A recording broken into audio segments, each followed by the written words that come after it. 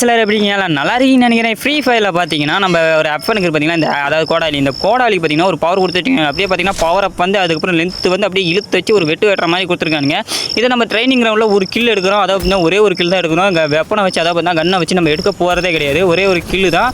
இதை வச்சு எடுத்தனா இல்லையாங்கிறத பார்த்தலாம். அதுக்கப்புறம் பார்த்தீங்கன்னா அதாவது பார்த்தீங்கன்னா நம்ம ஃப்ரீ ஃபயரில் பார்த்தீங்கன்னா பெட்டெல்லாம் ஊசியில் கொடுத்தாங்க பார்த்தீங்களா, அந்த ஒரு பற்றி நம்ம பேசலாம் நினச்சிட்டு போது தான் பார்த்தீங்களா வீடியோ போடலான்னு பார்த்தா அதை எடுத்து வச்சுட்டேன். ஆனால் இன்னும் போடாமல் விட்டு வச்சிருக்கேன். அதாவது வாய்ஸ் கொடுக்கல. கூடிய சீக்கிரம் வாய்ஸ் கொடுத்து போட்டு விட்றேன். அதே எத்தனை நாள் பட போகிறேன்னு தெரியல. ஏன்னா சோலோ லெவலிங்கே நம்ம பார்த்தீங்கன்னா ரொம்ப நாள் டிலே எடுத்துக்கிட்டோம். இப்போ இதை ஒரு வீடியோக்கு எப்போ வாய்ஸ் கொடுத்து எப்போ நான் போடுறேனுங்கிறது இதெல்லாம் உங்களுக்கு அது சீக்கிரமாக வேணும்னா கமெண்ட்ஸில் பெட்டுன்னு சொல்லி கமெண்ட் பண்ணுங்கள்.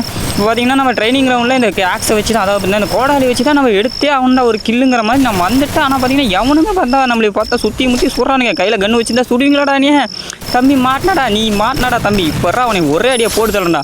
ஓகே வெற்றிகரமாக பார்த்தீங்கன்னா இந்த ஆக்ஸை வச்சு நம்ம ஒரு கில்லு எடுத்துனா. ஆனால் எவ்வளோ போராட்டம்